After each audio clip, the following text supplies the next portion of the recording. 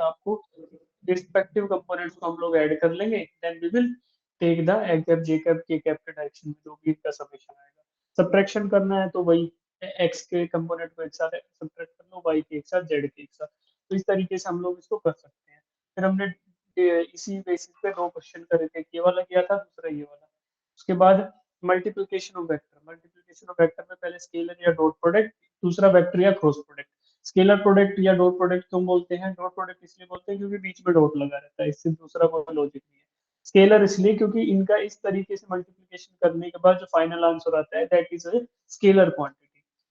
दूसरा देखो, cross product इसलिए बोलते हैं, यहाँ पे क्रॉस लगा रहता है। दूसरा, इन दोनों का इस तरीके से यानी क्रॉस प्रोडक्ट करने से जो फाइनल क्वांटिटी आती है that is a vector quantity, तो इसलिए इसको वेक्टर प्रोडक्ट या फिर क्रॉस प्रोडक्ट बोलते हैं।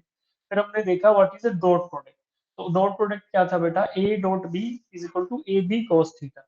ए बी कॉस थीटा, इसके लिए मैंने आपको बताया था कि this formula has to be remembered, ये हमें याद करना पड़ेगा। ठीक, इसी हिसाब से इसी फॉर्मूले में ए बी को यहाँ नीचे ले गए तो cos theta equals to a dot b divided by magnitude of a into magnitude of b, ये किया। फिर आपको बताया था कि एक ए डॉट बी का जो क्रॉस प्रोडक्ट है, यानी a dot b, sorry cross product नहीं, ए डॉट बी का जो डॉट प्रोडक्ट है that has to be defined in some other way. अगर करें तो क्या है? प्रोडक्ट ऑफ ए, यानी मैग्नीट्यूड ऑफ ए लिया तो प्रोजेक्शन ऑफ बी होनी। तो प्रोजेक्शन के तौर पे भी बताया था आपको कि बी का प्रोजेक्शन ए पे क्या आएगा, ये रेड कलर वाला वेक्टर। तो ये क्या होता है?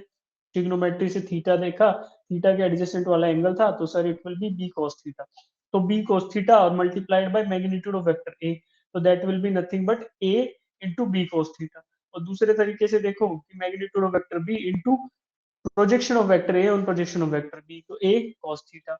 तो इस हिसाब से आया A cos theta into B, तो ये आ सकता था। ये आपको देखा था। फिर हमने ये क्वेश्चन किया था लास्ट वाला, ये आपने आंसर सही बताया था इसका।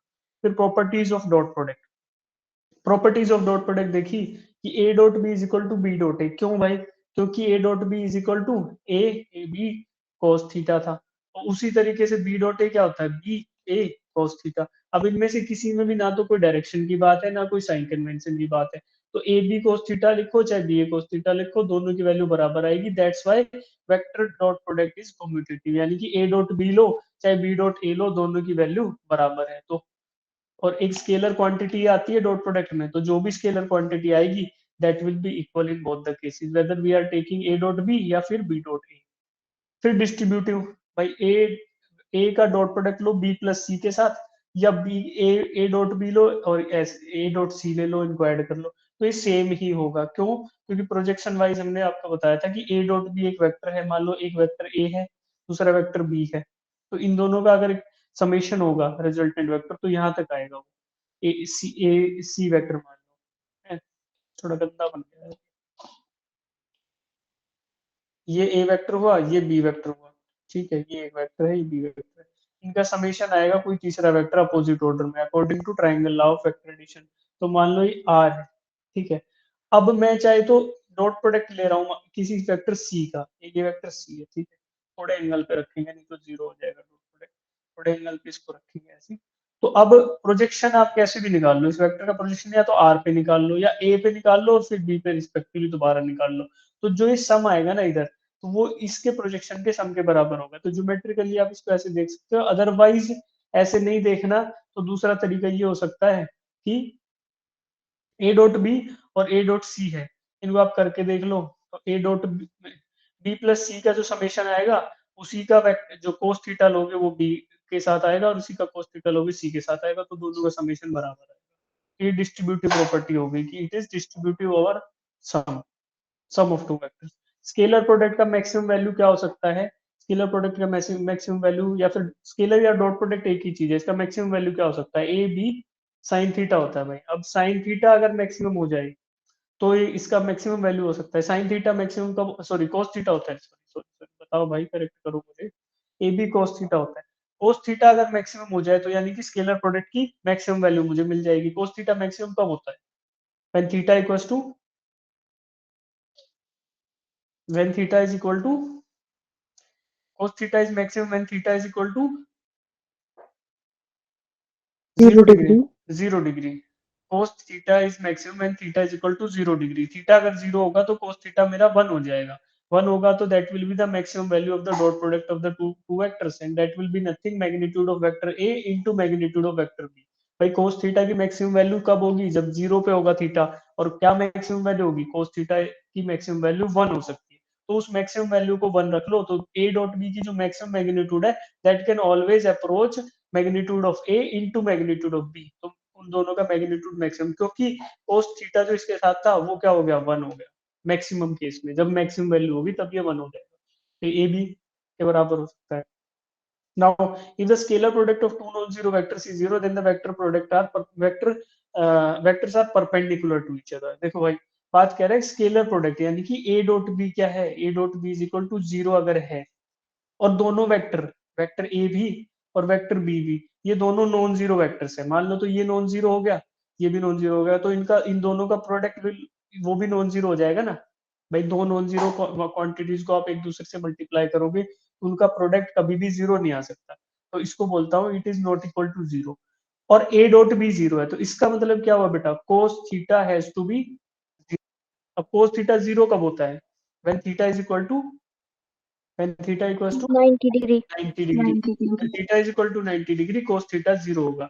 तो यही बोल रहा है कि अगर दो नॉन जीरो वेक्टर्स थे, ठीक है, तो उनका अगर डॉट प्रोडक्ट जीरो है, तो this means they are at 90 degree to each other, this means the initial vectors are perpendicular to each other. तो ऐसे देखो, एक वेक्टर ए रहेगा, एक वेक्टर बी रहेगा। अब प्रोजेक्शन वाले हिसाब से भी देखोगे, तो अगर प्रोजेक्शन डालोगे तो projection will be a point, projection will be a point, यानी जीरो वैल्यू उसकी है। अगर दूसरे हिसाब से देखोगे, दे आर परपेंडिकुलर 90 डिग्री है, तो cos ऑफ 90 हमारा जीरो होगा।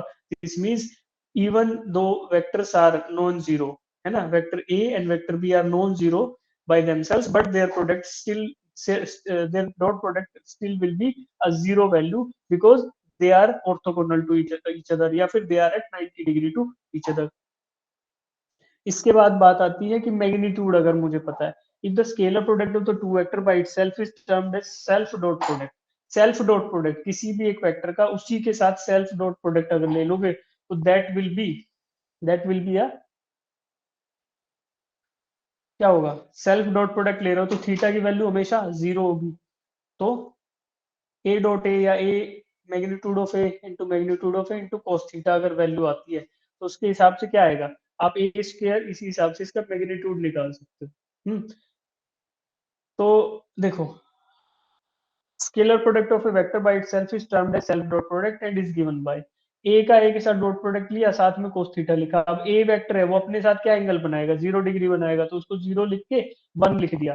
तो A dot A is nothing but magnitude of A times magnitude of A. क्यों भाई, क्योंकि एंगल हो गया जीरो, एंगल जीरो हो गया तो cos थीटा हो गया 1, 1 हो गया तो फिर उसको A magnitude of A into magnitude of A को ये भी तो लिखते हैं ए इंटू ए, तो इसको लिखो ए स्क्वायर लिख सकते हो। अब ए स्क्वायर क्या आएगा, dot product of vector A with dot itself, उसी वेक्टर के साथ खुद का। तो अब इस हिसाब से क्या लिख सकते हो, ए स्क्वायर है, तो ये लिख सकते हो। और ए का अगर मैग्नीट्यूड निकालना है तो क्या करेंगे, ए डॉट ए का अंडर रूट ले लो, ये आ सकता है। फिर अब देखो, इन केस ऑफ यूनिट वेक्टर क्या थे, आई कैप जे कैप एंड के cap. I cap J cap के कैप के साथ मैंने देखा था कि मैग्नीट्यूड तो यूनिट वेक्टर का क्या होता है, 1 होता है। तो देखो, यूनिट वेक्टर का मैग्नीट्यूड क्या होता है, 1, क्यों, यूनिट से ही यूनिटी डिराइव हुआ है, यूनिट से ही एकता, एक एक ये सब पढ़ रहे थे हम जब पढ़ रहे थे यूनिट वेक्टर के बारे में। तो मेन बात क्या थी कि यूनिट कोई वेक्टर है तो उसका मैग्नीट्यूड क्या होगा, इट विल ऑलवेज बी 1। ठीक, अब मैं बोल रहा हूँ कि यूनिट वेक्टर का डॉट प्रोडक्ट उसी के साथ, तो फॉर एग्जांपल मैं ले लेता हूँ I cap dot I cap. I cap क्या था, it is unit vector in the positive x axis.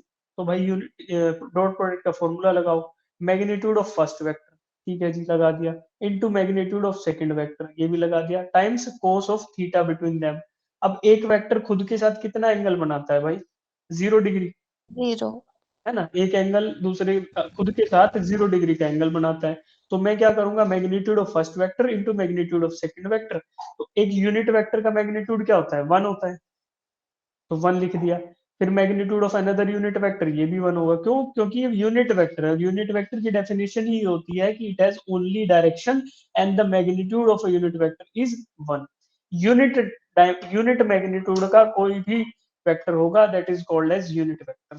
ठीक, तो 1 into 1 किया एंड cos ऑफ 0 डिग्री, क्यों? क्योंकि इस खुद के साथ क्या एंगल बनाएगा 0, तो cos of 0 degree will be 1, तो इसका क्या आएगा 1। तो इस हिसाब से आई डॉट आई ले लो, जे डॉट जे ले लो, चाहे के डॉट के ले लो, या फिर any random unit vector N cap dot n cap, कुछ भी कोई रैंडम यूनिट वेक्टर होगा, कैप लग गया तो मतलब यूनिट वेक्टर की बात हो रही है, तो dot product of any random unit vector with itself is going to be 1, तो ये हम याद रखेंगे।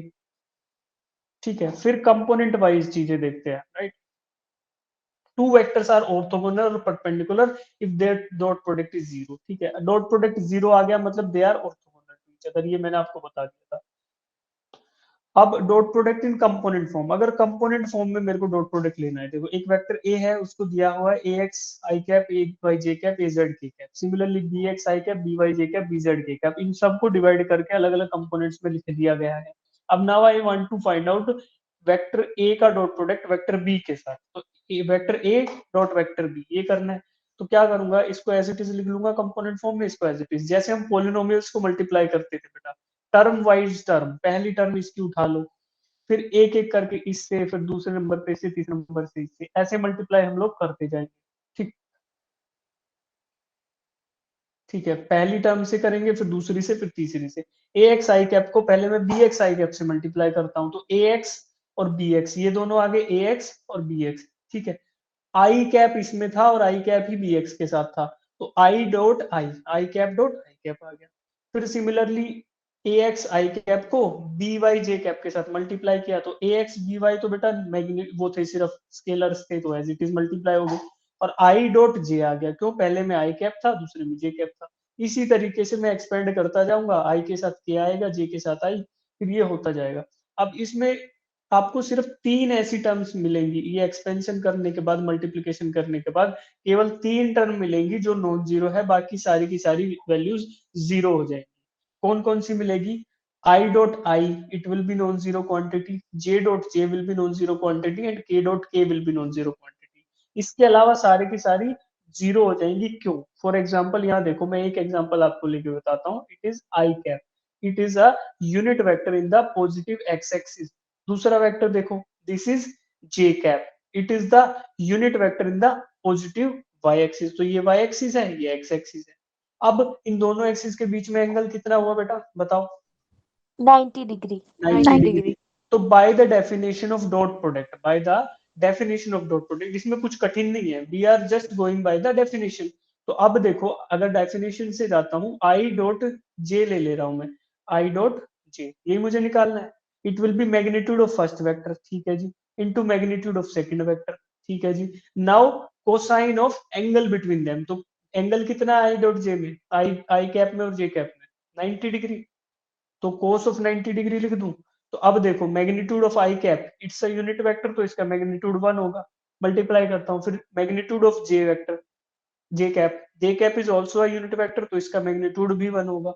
Now cosine of 90 degree, cos of 90 degree क्या हो गया, जीरो, तो सब जीरो आया, सबको ले डूबा तो जीरो आ गया। तो इस हिसाब से जैसे आई डॉट जे जीरो हो गया, ऐसे ही मेरे पास आई डॉट के भी जीरो होगा, जे डॉट आई भी, क्यों? क्योंकि बेटा these are nothing but orthogonal axis, है ना। ऑर्थोगोनल एक्सिस थे, जब हमने पढ़ा था इनके बारे में, तो हमने देखा था ना कि all the three axis are at 90 degree to each other, ये एक्स एक्सिस था, वाई था, जेड था, इन तीनों के बीच में आपस में हमेशा 90 डिग्री का कोण बन रहा था। तो ये आई कैप को रिप्रेजेंट कर रहा था, जे वाई वाली डायरेक्शन जे कैप को रिप्रेजेंट कर रही थी, और जेड वाली डायरेक्शन के कैप को रिप्रेजेंट कर रही थी। तो आई कैप, जे कैप और के कैप, इन तीनों के बीच में हमेशा क्या एंगल रहेगा, कोई भी दो एक्सिस उठा लो, आई उठा लो, जे उठा लो, आई के साथ चाहे जे उठाओ, चाहे के उठाओ, कोई भी दो डायरेक्शन उठाओ, उनका पेयर बनाओगे, तो there will always be 90 degree angle, और 90 डिग्री होगा तो cos ऑफ 90 हमेशा जीरो होगा।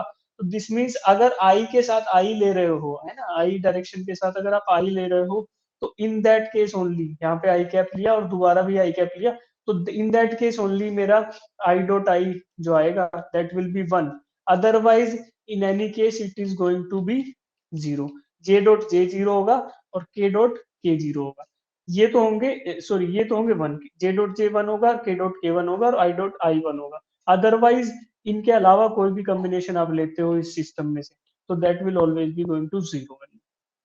ठीक है, अब देखो ये हो गया।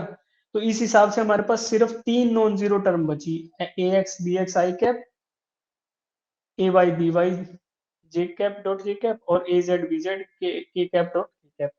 अब हमें पता है आई डॉट आई का मैग्नीट्यूड हमने निकाला था, it is going to be one.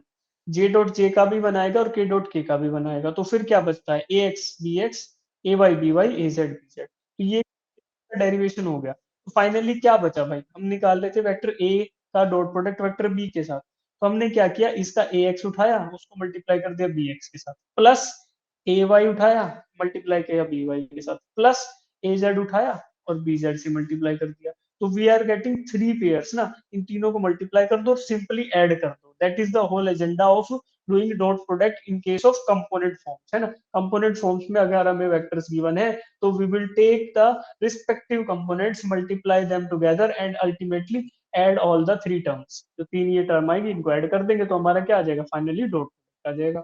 और इसका डेरिवेशन जो ये एक सॉर्ट ऑफ एक्सप्लेनेशन है, इसका हमें जान गए, क्योंकि आई कैप जे कैप के cap since they are mutually perpendicular to each other, तो इन दिस केस अगर हम आई कैप लेते हैं तो उसका मैग्नीट्यूड बनाएगा, जे कैप लेते हैं तो मैग्नीट्यूड बनाएगा, के कैप लेते हैं तो मैग्नीट्यूड बनाएगा। Otherwise apart from these three pairs, other all the pairs are going to be zero। तो उस बेसिस पे ये आ गया। अब इसमें किसी को डाउट है, इस वाले में, कंपोनेंट वाले में? No sir. ठीक है, थोड़ा फास्ट लग रहा था, फटाफट बोल गया मैं, तो कोई बात नहीं, कभी कभी होता है ऐसा। वो नहीं होता, एयरप्लेन में कोई बैठा है आप में से, मूवी में देखा होगा, ये नहीं बोलते सीट की पेटी बांध लीजिए आगे टर्बुलेंस है, तो अभी हमारा सिलेबस थोड़ा पीछे था तो टर्बुलेंस दिखा थोड़ा। Yes sir. हाँ, ये देखो ए वेक्टर है, यहाँ पे बी वेक्टर है। Now I have to find out this thing, ये कोई निकालो, ये निकालो, A minus two B dot A plus two B.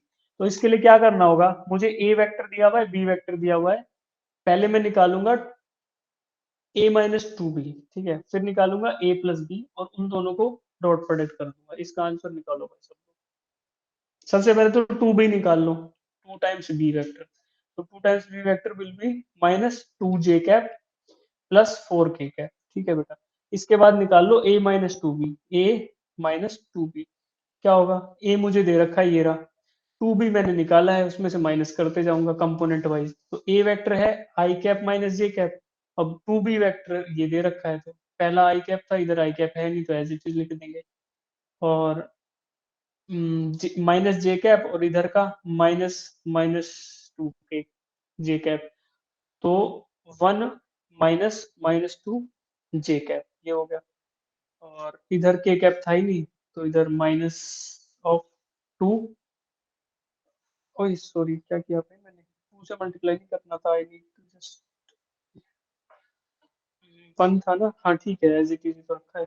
और इधर फोर था तो इधर माइनस फोर के कैप आ जाएगा भाई, एज इट इज।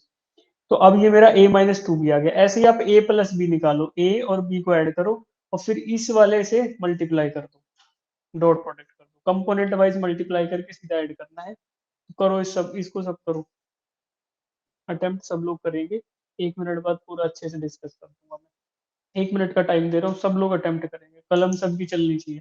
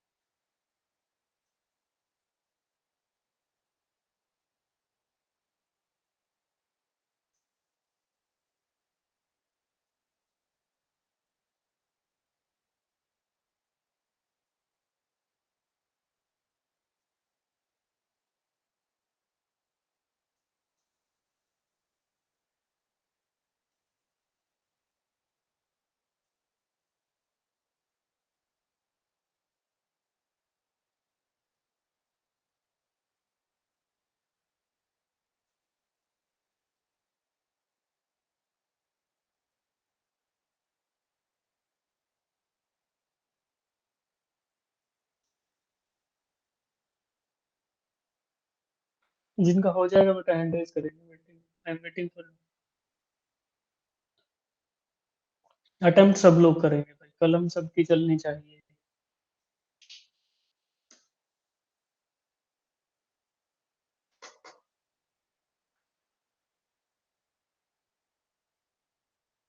कितने बच्चों के पास computer science as an optional?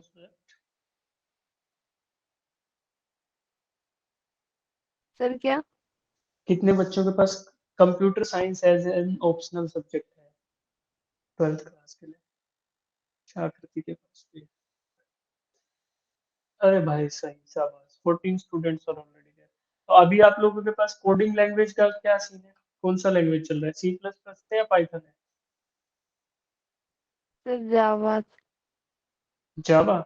Syllabus में कौन सा है? सर सर HTML और जावा, जावा ही। HTML JavaScript. HTML and JavaScript. Yes sir. जो 12th का बोर्ड एग्जाम आएगा वो भी इसी बेसिस पे आएगा, ऐसा क्या?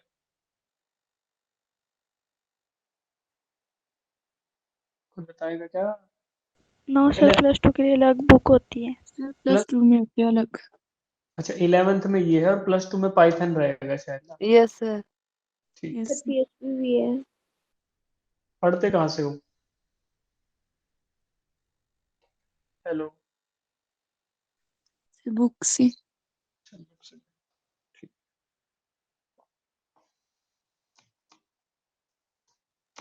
जितने बच्चों ने coding as an optional subject लिया है बहुत सही किया है, मतलब CS as an optional subject ये बहुत अच्छा किया है आप लोग, जिन भी बच्चों ने लिया है, किसी के भी एडवाइस पे लिया हो, this is a good choice actually. ठीक है, तो अभी जिन जिन बच्चों का आ जाए वो करेंगे। जैसे जैसे जैसे क्लास एंड होगी तो मैं आपको एक चीज, एक जगह भी बताऊंगा जहाँ से आप लोग पढ़ सकते हो, एग्जाम प्रोस्पेक्टिव से नहीं, आगे चीज को सीखने के प्रोस्पेक्टिव से, लर्निंग प्रोस्पेक्टिव से। 14 स्टूडेंट तो बहुत अच्छा है यार, out of 32, 33, 14 are already there ना, तो अच्छी बात। बाकी दूसरे ऑप्शनल सब्जेक्ट्स क्या होते हैं? ITS sir student. Health care, ITS, physical. योग योगा।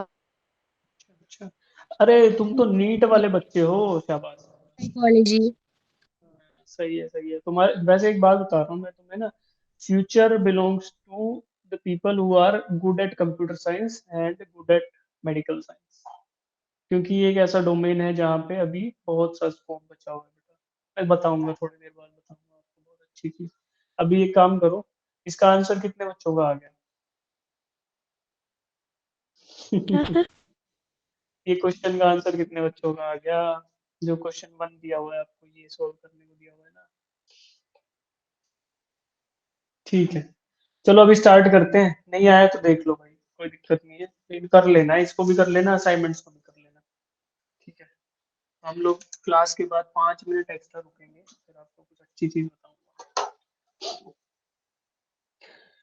ओके, ठीक है भाई, वेक्टर ए दिया हुआ है, वेक्टर बी दिया हुआ है मुझे, ठीक है, vector A and vector B are दिया, A-2B dot A plus B. अब मुझे निकालना है, तो पहले मैं निकाल लूँ A-2 टाइम्स ऑफ वेक्टर, सीधा निकालूंगा। ए वेक्टर में से 2 गुना करके वेक्टर बी को माइनस कर, ठीक है।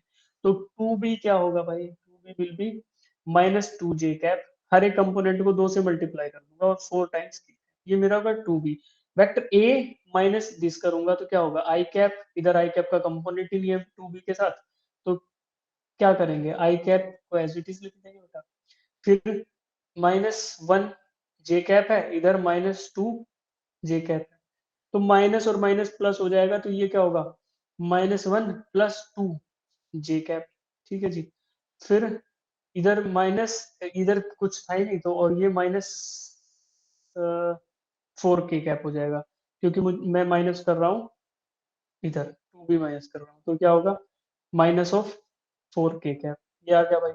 अब इसको डॉट प्रोडक्ट करना है किसके साथ, a प्लस बी के साथ, a प्लस वेक्टर ए में वेक्टर बी ऐड करना है, इस 2b को हटा देते हैं यहाँ से, वेक्टर ए में वेक्टर बी ऐड करना है, ठीक है।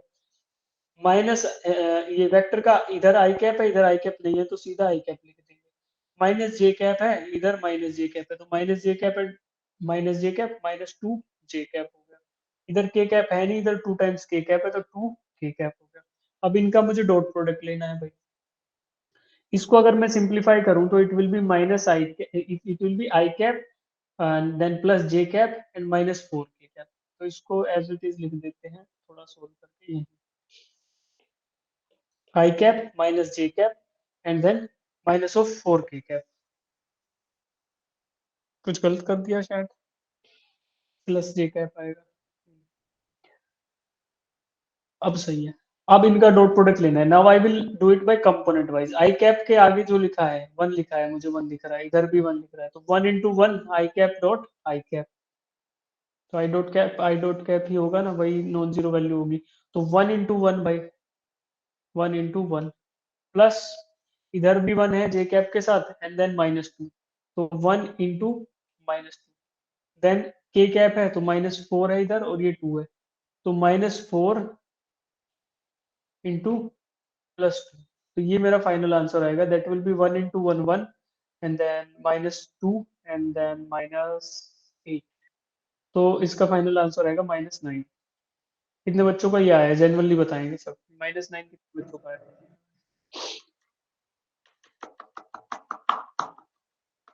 बस एक ही बच्चे का। दूसरा जिनका आया था उनका क्या है भाई, गड़बड़ कर दी कहीं?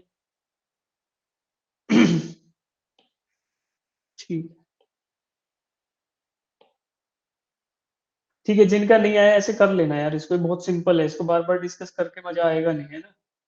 ये बहुत सिंपल सी चीज है, इसके सॉल्यूशन आपको दे ही रखे हैं तो कर लोगे इसको। ये आंसर दे रखा है देखो इसमें, और कुछ इससे सिमिलर एग्जांपल आपको असाइनमेंट में दिया, उनका सॉल्यूशन दे रखा है। अब आगे बढ़ते हैं क्रॉस प्रोडक्ट की तरफ। What is a cross product? जैसे मैंने आपको बताया था कि स्केलर प्रोडक्ट होता है डॉट प्रोडक्ट, और अब बात आती है क्रॉस प्रोडक्ट की। क्रॉस प्रोडक्ट में क्या आएगा, क्रॉस से भी डिफाइन करेंगे, इनके बीच में क्रॉस लिखेंगे, तो that's why its name is cross product.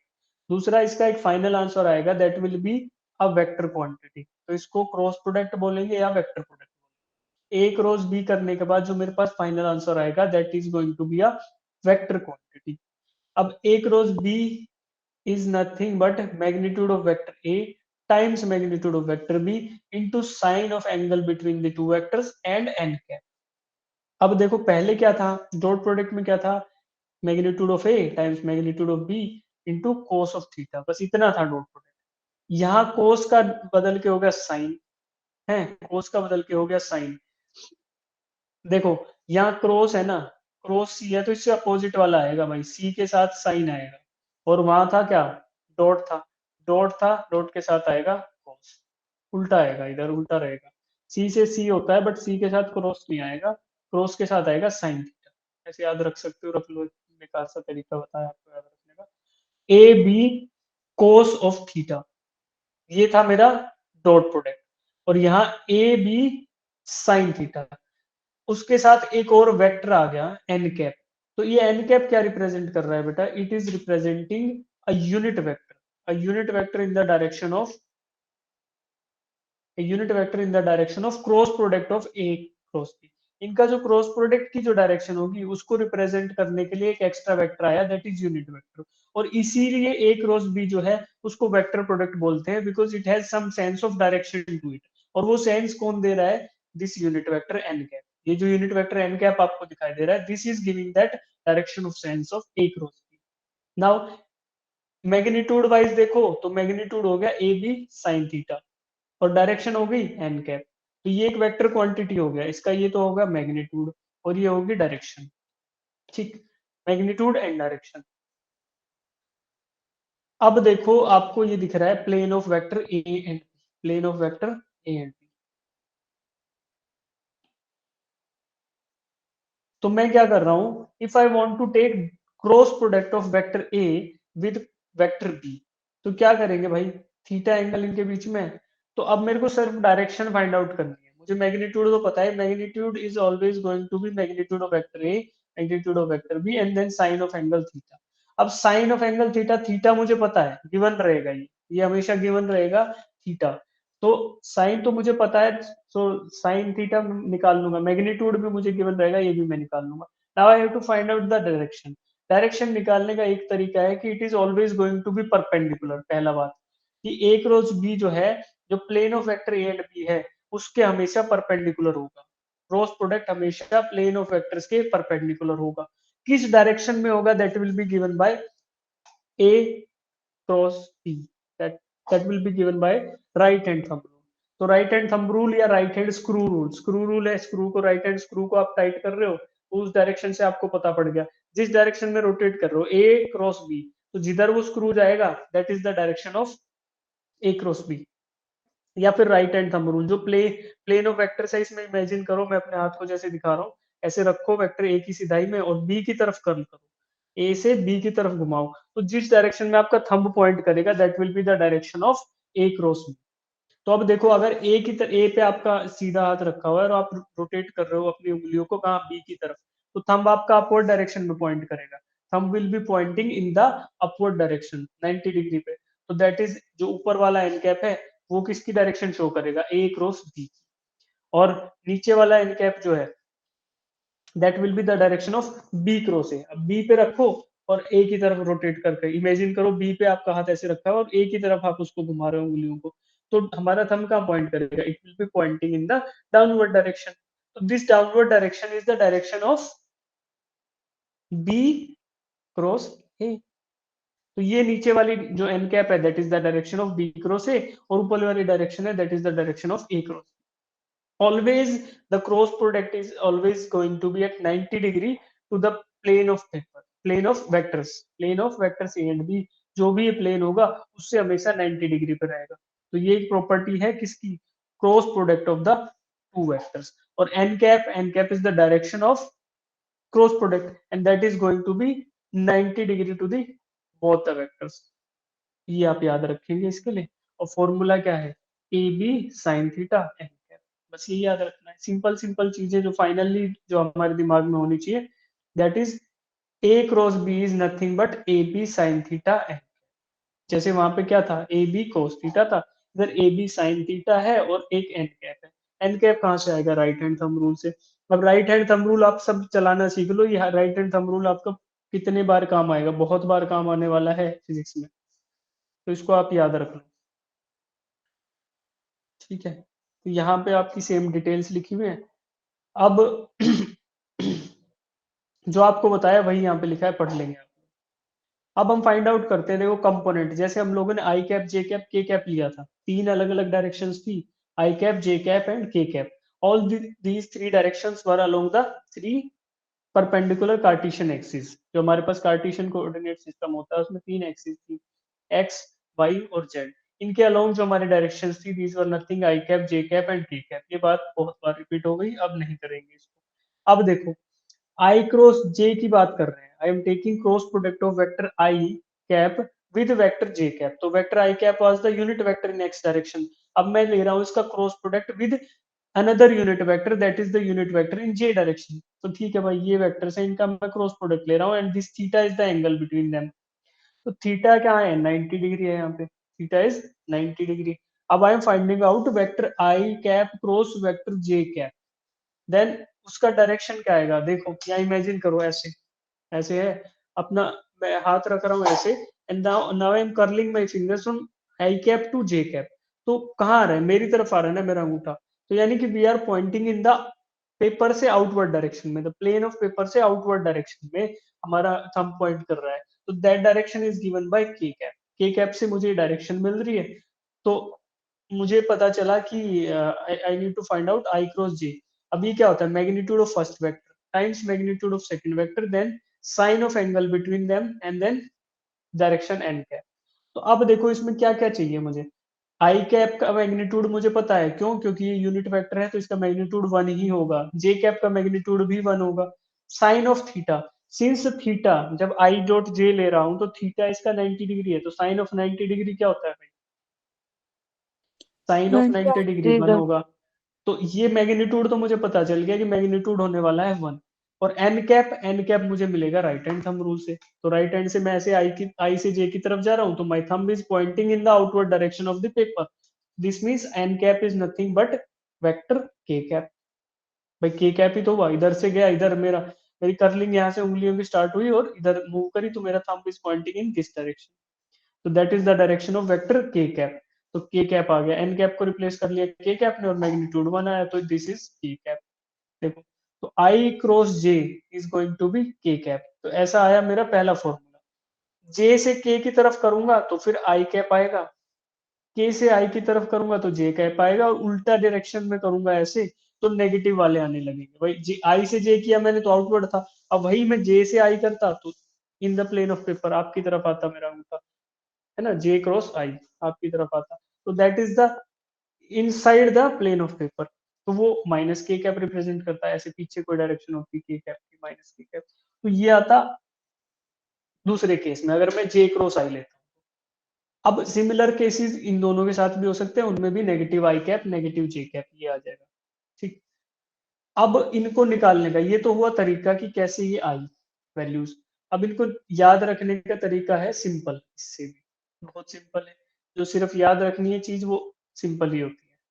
देखो, आई जे और के को मैं इस तरीके से लिख लूंगा, ठीक है जी, आई कैप जे कैप और के कैप को मैं इस तरीके से लिख लूंगा। अब जिस डायरेक्शन में ये छोटे छोटे रेड एरोज पॉइंट कर रहे हैं, यानी कि एंटी क्लॉकवाइज यानी कि काउंटर क्लॉकवाइज डायरेक्शन में ये पॉइंट कर रहे हैं, आई जे के। तो अब मैं अगर आई क्रॉस जे लूं या जे क्रॉस, सॉरी, इधर से पेयर बनाना स्टार्ट करूं, मैंने आई लिया जे लिया, तो आई क्रॉस जे लूंगा तो क्या आएगा, जो बच गया वेक्टर वो के कैप पॉजिटिव साइन के साथ। सिमिलरली दूसरा तरीका ये हो सकता है कि मैं जे क्रॉस के ले लूं, इन दोनों का पेयर बनाऊं, तो जे क्रॉस के, फिर भी आंसर आएगा पॉजिटिव क्योंकि मैं रेड एरोज की डायरेक्शन में मूव कर रहा हूं। और क्या आंसर आएगा, जो वेक्टर बच गया तीसरा वही आंसर। अब तीसरा पेयर हो सकता है के क्रॉस आई, तो के क्रॉस आई, इसमें भी मैं के से आई की तरफ जा रहा हूँ, ये रेड एरोज की डायरेक्शन है, तो यहाँ पे पॉजिटिव आंसर आएगा फाइनली, और that is the third vector यानी जे कैप। तो ये ऐसे आ गया। अब इससे उल्टा आता, मान लो मैं जे कैप क्रॉस आई कैप लेता, तो ये रेड एरो से उल्टी डायरेक्शन में आ रहा हूँ, रेड ये वाला मत सोचना भाई, रेड एरो से उल्टी डायरेक्शन में आ रहा हूँ क्योंकि red are pointing in the downward direction, ऐसे मैं इनसे उल्टा जा रहा हूँ, तो आंसर आएगा मेरा नेगेटिव। पर क्या आएगा, तो तीसरा वाला वेक्टर। तो if I wanted to find out j cross i cap, that is going to be negative because I am moving from j to i, यानी ABCD की भी जो डायरेक्शन है ABCDEFGH I J and then K, I J and K। अगर मैं I J K की डायरेक्शन में मूव कर रहा हूँ, I J K I I J K I I J K I I J K I, तो अगर इस डायरेक्शन में मूव कर रहा हूँ तो then the answer is always going to be positive. And if I am moving in the reverse direction like KJI, तो in that case answer is going to be negative. तो आप किसी भी पॉइंट से, इंटरमीडिएट पॉइंट से start कर लो, बस ये ध्यान रखो कि I J K I सीधी दिशा में जा रहे हो तो पॉजिटिव आंसर आएगा, KJI उल्टी दिशा में जा रहे हो then it is going to be a negative answer. ये याद रख लो, since I am going from J to I यानी उल्टा जा रहा हूँ, ये फिगर विगर भी ध्यान मत रखो भाई, जो तरीका यही है ना I J K, if you are moving in that forward sense तो positive answer, KJI then it is going to be negative answer. तो KJI वाली सेंस में है ना, J से I उल्टा आया मैं तो नेगेटिव आएगा, और आंसर क्या है, ठीक है, जो बच गया वो। सिमिलरली I से K की तरफ आया तो KJI था, KJI I से K की तरफ गया तो भी मैं उल्टा ही आया हूँ भाई, तो यहाँ भी माइनस आएगा and then it is going to be J cap. फिर बच गया तीसरा जो बचा वो है K क्रॉस J, तो K से उल्टा आ रहा हूँ J की तरफ देन माइनस साइन आएगा और I कैप। तो ऐसे इनको याद रख सकते, और डेरिवेशन मैंने आपको बताया था क्यों आ रहा है ये ऐसा। बाकी बच गए तीन अदर वेक्टर्स, तीन और पेयर बच गए, छह तो हमारे नॉन जीरो आ गए, उनकी वैल्यूज आ गई। अब तीन और पेयर बच गए, जैसे हमने लिया था वहां पे I.I तो हमारा क्या आया था, यूनिटी आई थी, यहाँ I क्रॉस I लेंगे तो क्या होता है, magnitude of first vector times magnitude of second vector and then sine of angle between them and then N cap. अब मुझे बताओ, since I vector is making this 0 degree angle, भाई एक वेक्टर अपने साथ क्या बताता है, 0 एंगल बनाता है खुद के साथ, तो उस जीरो को मैं अगर पुट कर दूं, मुझे पता है magnitude of I cap is 1, ये तो पता ही है, magnitude of I cap is 1, sine of 0 degree, क्यों, क्योंकि आई कैप खुद के साथ 0 डिग्री का एंगल बनाएगा भाई, तो साइन ऑफ 0 डिग्री क्या होगा, 0 0, इसको 0 रख दूं, और फिर चाहे जो मर्जी आता रहे, जो डायरेक्शन आती रहे, कुछ भी आता रहे, जीरो ऐसा वो है, क्या बोलते हैं उसको, पनौती की, ये सबको ले डूबेगा, है ना। तो जीरो आ गया भाई। तो ये क्या आएगा, it will be a null vector या फिर जीरो वेक्टर हमेशा। अगर मैं आई कैप का सेम वेक्टर का यानी किसी गिवन वेक्टर का अगर उसी के साथ क्रॉस प्रोडक्ट लूंगा तो that is going to be zero vector, चाहे वो आई क्रॉस आई हो, जे क्रॉस जे हो, के क्रॉस के हो, या फिर कोई भी random N cap cross N cap, है ना। तो वो हमेशा जीरो होगा। अब ये यूनिट वेक्टर्स के लिए ट्रू नहीं है, ये जनरल वेक्टर्स के लिए भी ट्रू है। मान लो ए क्रॉस ए ले रहा हूं तो वहां वहां भी तो जीरो डिग्री होगा, साइन ऑफ जीरो जीरो, तो वो भी बेटा नल वेक्टर ही आएगा हमेशा। तो ये आप ध्यान, ठीक है। अब बात करते हैं इसके आगे की, वो ये है, जैसे वहां देखा था वही यहाँ पे कंपोनेंट वाइज अगर देखी क्रॉस प्रोडक्ट को, तो मुझे वेक्टर ए और वेक्टर बी अगर कंपोनेंट फॉर्म में दिए हों, देखो कैसे, ए एक्स एक्स कंपोनेंट है, आई कैप के साथ लिख दिया, ए वाई वाई कंपोनेंट है, जे कैप के साथ लिख दिया, ए जेड जेड कंपोनेंट है, इसको के कैप के साथ लिख दिया। क्यों? क्योंकि I cap was the unit vector in the direction of positive x-axis, j cap was the unit vector in the direction of positive y-axis, and k cap was the unit vector in the positive z-axis. तो similarly ax ay az मैंने लिख दिया, फिर bx by bz i cap j cap k cap के साथ लिख दिया, यानी bx i cap by j cap bz k cap। तो ये मुझे कंपोनेंट फॉर्म में दोनों वेक्टर दिए गए थे। Now I wanted to take the cross product. अब मेरी इच्छा है कि मैं इन दोनों वेक्टर का कंपोनेंट फॉर्म में क्रॉस प्रोडक्ट ले लूं। तो जैसे हमने डॉट प्रोडक्ट में किया था कि पहले इसका एक टर्म उठाऊंगा, उसको मल्टीप्लाई करूंगा इसके पहले टर्म से, फिर इसके दूसरे टर्म से, फिर इसके तीसरे टर्म से, जो भी आंसर आता जाएगा उसको सोल्व करता जाऊंगा, ठीक है। Now I am taking a X I cap, उसको मल्टीप्लाई कर रहा हूँ बी एक्स आई कैप से। क्यों? इसका पहला टर्म ले लेते हैं। तो A X and B X were scalar quantities, उनको ऐसे लिख लिया A X B X, vector I cap था, इधर वेक्टर आई कैप था, तो आई कैप का क्रॉस प्रोडक्ट आई कैप के साथ, ठीक है। क्यों बेटा? क्योंकि यहाँ पे हम क्रॉस प्रोडक्ट निकाल रहे हैं, इसलिए बीच में क्रॉस लगाना जरूरी है। तो I cap cross I cap. फिर क्या किया, इधर से टर्म उठाया ए वाई वाला, यहाँ से चलो दूसरा उठा लिया, इसको फिक्स रख लिया। उल्टा भी कर सकते हैं ना हम, तो कोई दिक्कत नहीं है, हम ऐसा भी कर सकते हैं। हमें 9 पेयर्स बनाने हैं भाई, मिला मिला के 9 अलग अलग पॉसिबिलिटी बनेगी। तो मैंने इस टर्म को उठा रखा है, पहला इसको लिया, दूसरा इसको लिया, तीसरा इसको लिया। बी एक्स का ए एक्स के साथ हो गया, बी एक्स आई कैप का लूंगा मैं ए वाई जे कैप के साथ, ठीक है। ए वाई और बी एक्स तो स्केलर क्वांटिटी थे, एज इट इज आ गया। यहाँ का जे कैप और ये वाला आई कैप, ये दोनों इधर आ गए, ये इधर आ गया, ये इधर आ गया, फिर इनका क्रॉस प्रोडक्ट लिख दिया साथ साथ, ठीक। फिर तीसरे टर्म पे गया, तीसरा term is going to be B X के साथ ए वाई के कैप, तो बी एक्स का बी एक्स रहा और ए जेड का ए जेड रहा, सॉरी, के कैप यहाँ से आ गया, क्रॉस आई कैप ये आ गया, ठीक है। ऐसे ही फिर अब बी एक्स आई कैप के साथ कर रहे थे बेटा, now we will be doing by B Y J cap, B Y का जे कैप के साथ मल्टीप्लिकेशन करेंगे, बी वाई जे कैप का इन तीनों टर्म के साथ मल्टीप्लिकेशन करेंगे। बी वाई जे कैप है और ए एक्स आई कैप है, तो ए एक्स बी वाई और आई इधर आ गया आई कैप का, और जे ये, तो आई कैप और जे कैप। ऐसी 9 अलग अलग पॉसिबिलिटी बनेंगी, इन सबको लिख लेंगे, ठीक। अब क्या करेंगे, हमें जो जो हमने डेरिवेशन किया था कि गिवन यूनिट वेक्टर का उसी के साथ cross product is always going to be zero value, तो आई क्रॉस आई ये जीरो हो जाएगा, ये टर्म के जे क्रॉस जे जीरो हो जाएगा, एंड के क्रॉस के ये भी जीरो हो जाएगा। इसके अलावा नॉन जीरो जो टर्म्स बचेंगी, जो वो बचेंगी, एक तो ये, दूसरी ये, तीसरी ये, चौथी ये, पांचवी ये एंड छठी ये। तो ये 6 टर्म हमारे पास नॉन जीरो बचने वाली है। इन 6 टर्म्स का हम क्या करेंगे, पेयर बना लेंगे। सिंप्लीफाई जब आप कर लोगे तो फाइनल आंसर आएगा ये ऐसा। आई कैप वाले कॉमन ले लो, 2 इसमें आई कैप वाले होंगे, कौन से, जिनका के और जे जिसमें होगा, एक तो ये टर्म के क्रॉस जे और एक जे क्रॉस के। तो के क्रॉस जे है वो उल्टे डायरेक्शन में होगा कि नेगेटिव वैल्यू होगी, जैसे ए जेड बी वाई, इसमें नेगेटिव साइन आ गया। और जो जे क्रॉस के है, हम आई जे के की सीधी डायरेक्शन में मूव कर रहे हैं, तो this is going to be positive A Y B Z. तो ऐसे ऐसे हमारे पास 2 टर्म आएंगे जे कैप के, 2 टर्म आएंगे के कैप के। इनको आप कॉमन लेके जब लिख दोगे तो this is the simplified form. अब जितना भयंकर ये दिखने में लग रहा है इतना है नहीं, जब आप क्वेश्चन करोगे तो बहुत इजी रहेगा ना, अभी पेशेंस रखो थोड़ा सा। इसके बाद इसी टर्म को, जो ये लास्ट में लाइन लिखी है ब्लू कलर में, अगर इसी को आप एक सिंप्लीफाइड तरीके से लिखना चाहो तो that will be nothing but the determinant of this matrix, अगर मैट्रिक्स लिख लो एक तरीके से, ऊपर आई कैप लिख दो, जे कैप लिख दो, के कैप लिख दो, या वेक्टर ए का एक्स कंपोनेंट, वेक्टर ए का वाई कंपोनेंट, वेक्टर ए का जेड कंपोनेंट, नीचे बी ए का एक्स कंपोनेंट, बी का वाई कंपोनेंट, बी जेड यानी कि बी का जेड कंपोनेंट। इस तरीके से एक मैट्रिक्स बनाओ और इस मैट्रिक्स का अगर डिटर्मिनेंट निकाल लो, डिटर्मिनेंट, तो that will be nothing but this thing. क्या होगा डिटर्मिनेंट? यही होगा बेटा, यही वैल्यू आएगी। ठीक है, तो जिन बच्चों को ये डिटर्मिनेंट से जिन्होंने ले रखा है वो डिटर्मिनेंट से सॉल्व करेंगे, अदरवाइज कंपोनेंट वाइज उठाओ और कर दो solve। ठीक है, ये जो टर्म थी इसी को लिखने का एक सिंपल तरीका है डिटर्मिनेंट। बस जब मैट्राइसिस पढ़ोगे मैथमेटिक्स में तो सर से बोलना है, मैम पढ़ाती है शायद आपको, तो उनसे बोलना कि हमें ये बताओ कि ए क्रॉस बी डिटर्मिनेंट को कैसे रिप्रेजेंट करता है।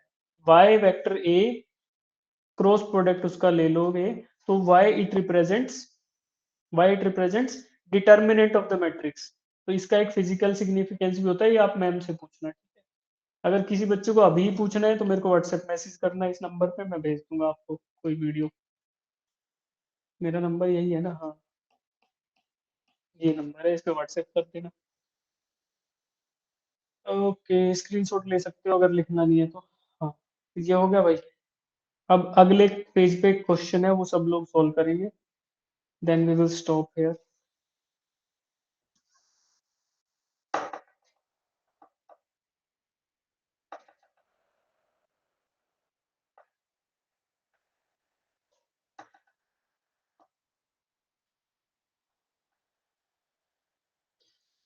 ठीक है, तो अब वेक्टर ए क्रॉस बी मुझे निकालना है। वेक्टर ए दिया हुआ है कंपोनेंट फॉर्म में, ये रहा बेटा। वेक्टर बी दिया हुआ है कंपोनेंट फॉर्म में। Now I want to find out vector A cross vector B. तो अभी निकालो, सबको 1 मिनट दूंगा, उसके बाद फिर मैं थोड़ा सा समझाऊंगा, फिर से टाइम दूंगा। पहले आप खुद से ट्राई करो 1 मिनट के लिए, फिर मैं इनिशियली स्टार्ट करा दूंगा आपको कि कैसे अप्रोच करना है, then I will wait and ask you the answer. फिर दोबारा से टाइम दिया जाएगा इसी क्वेश्चन के लिए। तो अभी के लिए आप सब लोग एक बार अटेम्प्ट कर लो, देखते हैं कितने बच्चे कर पाते हैं, उसके बाद फिर से टाइम दिया जाएगा। वेक्टर ए और बी आपको दिख रहा है, अंडरलाइन कर रखा है। Now I want to find out A cross B. करो सब लोग, जो रेड कलर से अंडरलाइन किया उसका निकालना, नीचे वालों का नहीं।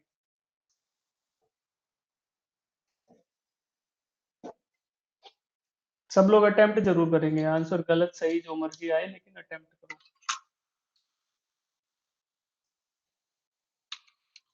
कहीं ऐसा ना हो कि फर्स्ट टाइम अटेम्प्ट ही पेपर में करो, वो बड़ा गलत सिचुएशन हो जाएगा।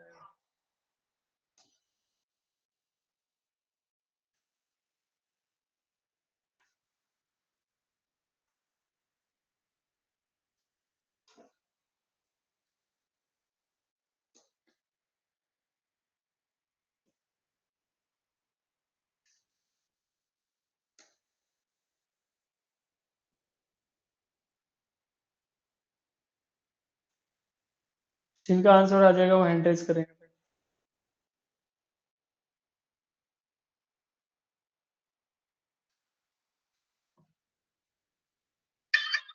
किसी और को भी क्या चल रहा है मेरे फोन में?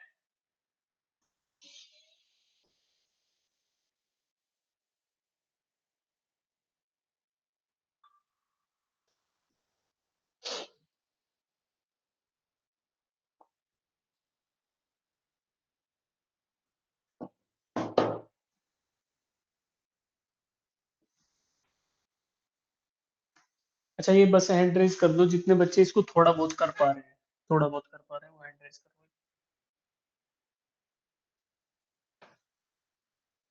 ठीक है, ठीक है, एक बार मैं समझा देता हूँ ताकि सब लोग स्टार्ट कर पाए, है ना? फिर आप लोगों को टाइम,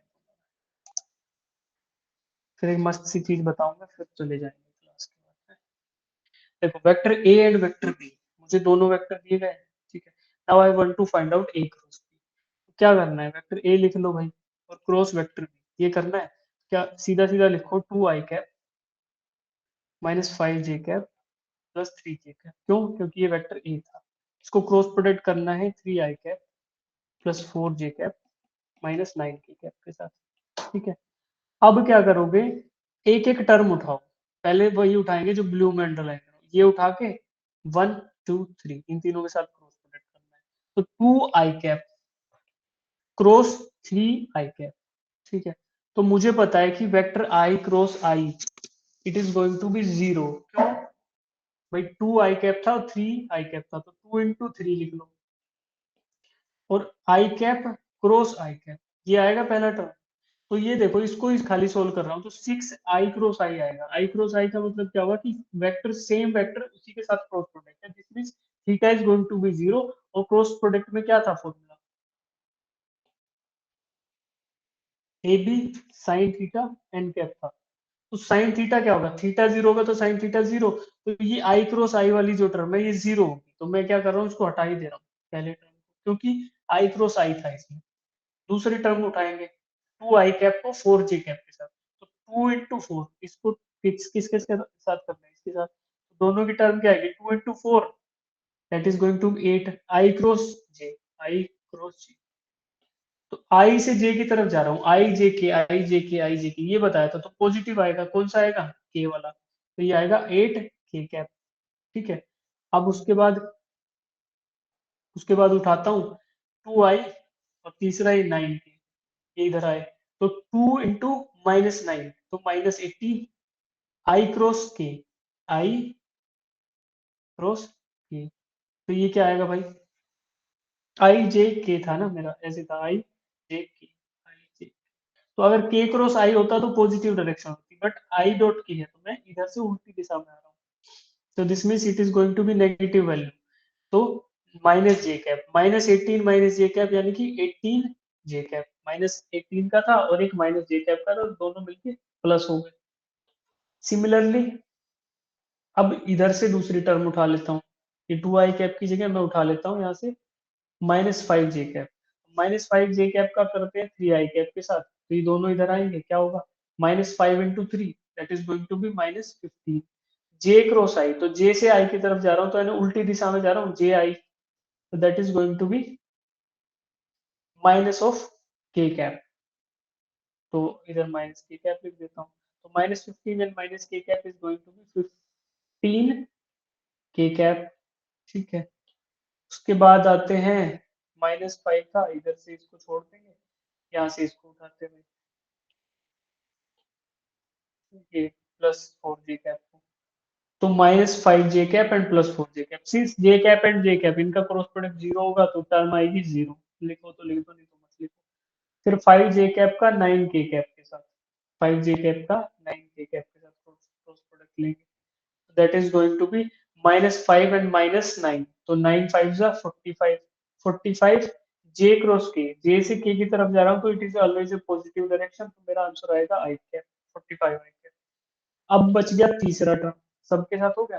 अब तीसरा क्या बचा बेटा, तीसरा मेरे पास बच गया 3 के कैप, तो 3 के कैप का 3 आई कैप के साथ देखते हैं, 3 3 जा 9 के क्रॉस आई, तो के क्रॉस का आई से आएगा जे कैप, 9 जे कैप, क्योंकि आई जे के था ना, के बाद आई आएगा तो थर्ड वेक्टर पॉजिटिव आएगा। ठीक, अब 3 के कैप एंड 4 जे कैप, 3 के cap and 4 J cap will be 3 into 4 12 के क्रॉस जे, के से जे की तरफ आया तो आई am moving in the opposite order.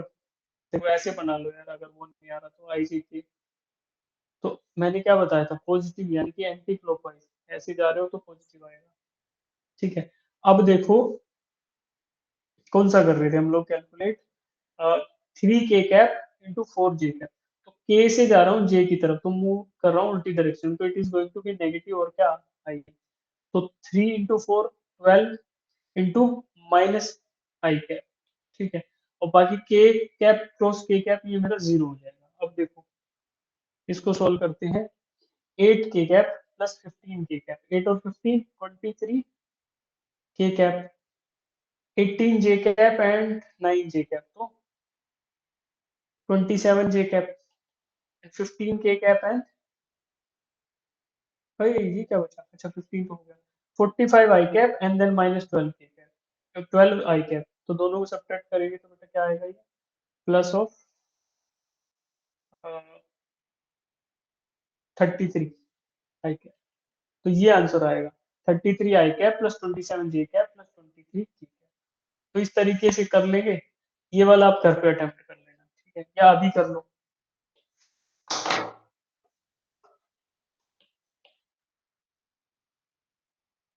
कितने बच्चे कर पाओगे इसको?